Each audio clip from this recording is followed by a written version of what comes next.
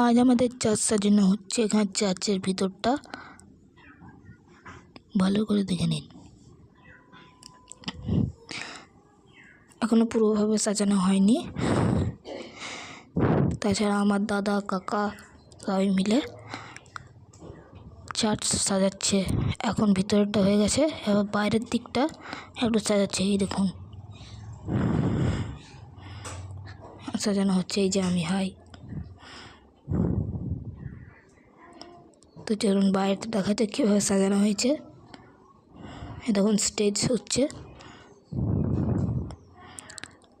যে দেখে নিন কত জিনিস পড়ে আছে। আর এখানে গাছপালাগুলোতেও একটু স্টার বসানো হয়েছে। এই দেখুন, আর এই দেখুন।